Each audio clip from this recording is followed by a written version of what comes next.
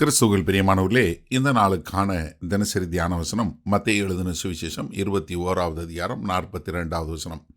மத்தேயு 21:42, மேத்யூ 21:42. இயேசு அவர்களை நோக்கி, வீடு கட்டுகிறவர்கள் ஆகாதென்று தள்ளின கல்லே மூளைக்கு தலைக்கல்லாயிற்று. அது கர்த்தராலே ஆயிற்று. அது நம்முடைய கண்களுக்கு ஆச்சரியமாய் இருக்கிறது என்று நீங்கள் வேதத்தில் ஒரு காலும் வாசிக்கவில்லையா?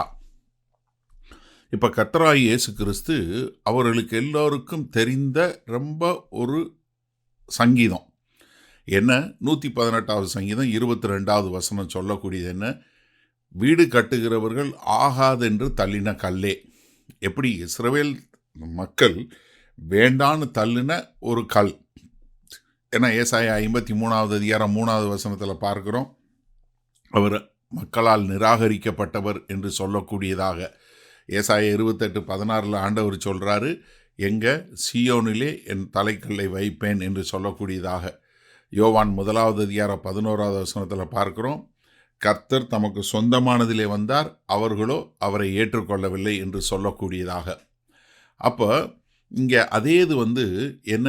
அதுவே மூளைக்கல் ஆயிற்று. அப்போ என்ன? கர்த்தர் என்ன ஜனங்களுடைய நியாயத்தை அப்படியே மாற்றக்கூடியதாக.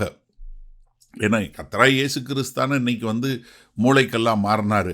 ஏன்னா அவர்களை இஸ்ரவேல் தேச மக்களால் நிராகரிக்கப்பட்ட கிறிஸ்து தான் மூளைக்கல்லானார். எபேசியர் 2வது அதிகாரம் 20வது வசனத்தில் பார்க்குறோம். பேதுரு தன் நிறுவத்தில் எழுதும்போது 1 பேதுரு 2:6-7 எழுதும்போது என்ன சொல்கிறாரு? இயேசு கிறிஸ்து தான் மூளைக்கல்லாகவும் சிலருக்கு இடறுவதற்கான கல்லாகவும் மாறினாள் என்று சொல்லக்கூடியதாக. இது கர்த்தர் செய்யக்கூடிய ஒரு காரியம். அதாவது கல்வாரி சிலுவையாக இருக்கட்டும், கர்த்தராகிய இயேசு கிறிஸ்துவனுடைய உயிர்த்தெழுதலாக இருக்கட்டும், இது எல்லாமே தேவனுடைய திட்டம். ஏன்னா இங்கே மக்கள் அவருடைய நிராகரிப்பு, கர்த்தராகிய இயேசு கிறிஸ்துவனுடைய நிராகரிப்பும் அவர் உயர்த்தப்படுவதும் கர்த்தருடைய ஏக சக்கராதிபதியினுடைய திட்டம். ஏன்னா பெந்தைக்கோஸ்தே நாளில் அப்போஸ்தலனாகிய பேதுரு எழும்பி நின்று பிரசங்கம் பண்ணும்போது, நீங்கள் கர்த்தருடைய முன்னறிவு ஞானத்தின்படியே, அப்போஸ்தலனுடைய 2வது அதிகாரம் 23வது வசனத்தில் அழகாக சொல்கிறாரு. அதே மாதிரி அப்போஸ்தலர் 3:18 சொல்லும்போது என்ன? இதெல்லாம் தீர்க்கதரிசிகளினால் முன்னாடி உரைக்கப்பட்டது நிறைவேறும் வண்ணமாக இது நடைபெற்றது. இது உங்களுடைய கண்களுக்கு ஆச்சரியமாக இல்லையா? ஏன்னா 118வது சங்கீதம் 23வது வசனத்தில் அதுதான் சொல்கிறாரு, இது உங்களுடைய கண்களுக்கு ஆச்சரியமாக இருக்கிறது என்று சொல்லக்கூடியதாக. அப்போ இங்கே கர்த்தராகிய இயேசு கிறிஸ்து சொல்லும்போது, இப்படி நீங்கள் வேதத்தில் ஒரு காலம் வாசிக்கவில்லையா? ஏன்னா மத்தேயு 12வது அதிகாரம் 3வது வசனமாக இருக்கட்டும், 5வது வசனமாக இருக்கட்டும், இதே கேள்வி தான் கேட்குறாரு. அதாவது நீங்கள் உங்களுக்கு வேத வசனம் தெரியும்னு சொல்லி நீங்கள் பெருமை பாராட்டுறீங்க, ஆனால் உங்களுக்கு தெரியுது, ஆனால் அதனுடைய அர்த்தத்தை புரிஞ்சு கொள்ள. இப்போ இந்த கேள்வியிலே அவர்களை ஒரு குற்றம் சாட்டக்கூடிய விதமாக அவர் கேட்கக்கூடிய ஒரு கேள்வி. ஏன்னா யோவான் 5வது அதிகாரம் 39-40வது வசனத்தை சொல்லும்போது, நீங்கள் வேத வசனத்தை தேடுறீங்க, அதெல்லாம் என்ன சொல்லுது? என்னை பற்றி சாட்சி கொடுப்பவையிலும் அவைகளே என்று சொல்லக்கூடியதாக. சரி, இந்த நாளில் இந்த வசனத்தை நம்ம எப்படி எடுத்துக்கொள்வது? அதாவது இயேசு கிறிஸ்து தான் மூளைக்கல் என்பது கர்த்தருடைய மீட்பின் திட்டம் என்பதை நம்ம மறந்து போகவே கூடாது. இப்போ இஸ்ரவேல் தேச மக்கள் தேவனால் தெரிந்தெடுக்கப்பட்ட ஒருவரையே அவங்க நிராகரித்தாங்க. அப்போ கர்த்தராகிய இயேசு கிறிஸ்து வருவதும் அவர்கள் நிராகரிப்பதும், அவர் கல்வாரி சிலுவைக்கு போவதும் மரித்து உயிர்த்தெழுவதும் தேவனுடைய மீட்பின் திட்டம். இதை கர்த்தர் ஏற்கனவே விளக்கிட்டாரு.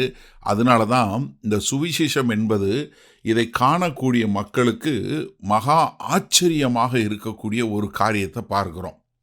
அப்போ எனக்கு அருமையானவர்களே, இந்த நாளில் இந்த வசனத்தை கேட்டுக்கொண்டிருக்கிற நீங்களும் நானும் நம்மளுடைய வாழ்க்கையை கிறிஸ்து என்கிற அந்த மூளைக்கல்லின் மேல், அந்த தலைக்கல்லின் மேல், ஏன்னா ஒரு கட்டடம் கட்டுறதுக்கு எப்படி ஒரு மூளைக்கல் இல்லை ஒரு அஸ்திவார கல் எவ்வளவு முக்கியமோ, அந்த மூளைக்கல் உங்களுடைய வாழ்க்கையை கட்டக்கூடிய ஒரு மூளைக்கல் தலைக்கல் எதாக இருக்கணும்?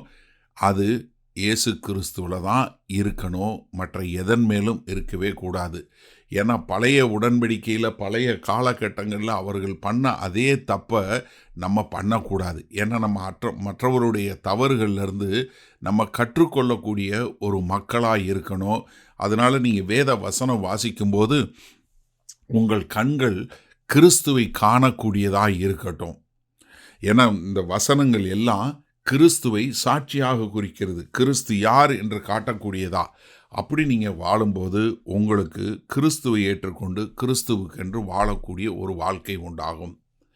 மகா கிருபையும் இரக்கம் நிறைந்த எங்கள் அன்பின் தகப்பனே, இதோ பழைய உடன்படிக்கையில் நீங்கள் எத்தனையோ முறை தீர்க்கதரிசிகள் மூலமாய் திரும்ப திரும்ப எச்சரிப்பு கொடுத்தும் அந்த எச்சரிப்பை ஏற்றுக்கொள்ளாமல் உம்மை நிராகரித்ததும் தேவனுடைய திட்டமாய் இருக்கிறது என்பதை புரிந்து கொண்டோம். அதனால் ஆண்டவரே, அவர்கள் பழைய உடன்படிக்கையில் அவர்கள் செய்த அதே தப்பை நாங்கள் செய்யாதபடி ஆண்டவரே எங்கள் கண்களை திறந்து கிறிஸ்துவை கண்டு நாங்கள் அதன் மூலமாய் உமக்கென்று வாழக்கூடிய மக்களாய் வாழ எங்களை ஒப்புக் கொடுக்கிறோம்.